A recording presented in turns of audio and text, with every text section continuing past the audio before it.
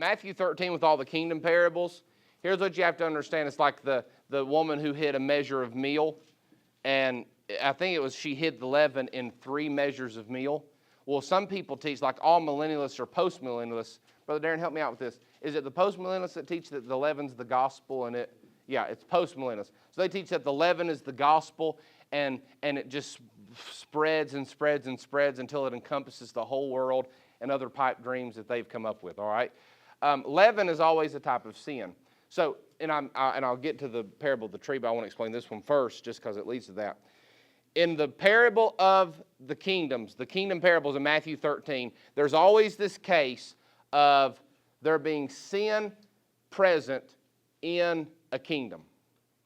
There's a man at there's the fish being drawn and then some having to be thrown back. There's the leaven, which is a type of sin. By the way, how many measures of meal does the woman hide the leaven in? Anybody remember? Huh? I think I just heard it. Somebody say 3? Okay. Yeah, there's 3 measures of meal she hides it in. Well, that's 3,000 years of history since Jesus Christ. We haven't seen the last 1,000 years yet.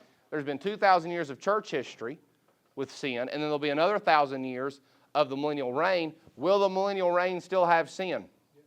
Yes, and it'll end in apostasy just like every other dispensation. So I believe that the tree is probably referencing the Antichrist. You can cross-reference that back with like Nebuchadnezzar being represented as the tree. He's a type of the Antichrist. Ezekiel 31, the devil being typified as a tree. And then the unclean spirits resting in that. Because during the millennial kingdom, the devil will be in hell, or in the bottomless pit, I should say. But the devils will still have reign. Now, I'm not sure how organized they'll be. You cut off the head, typically the body dies.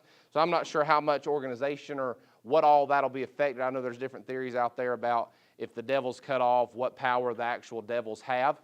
But as far as the tree there, I do think it's a type of the Antichrist and the unclean spirits resting.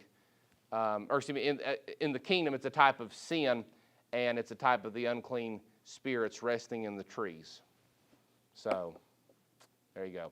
I've not studied it as in depth as maybe I should, but that's my best answer for you. All right, but it's definitely representing sin inside the kingdom.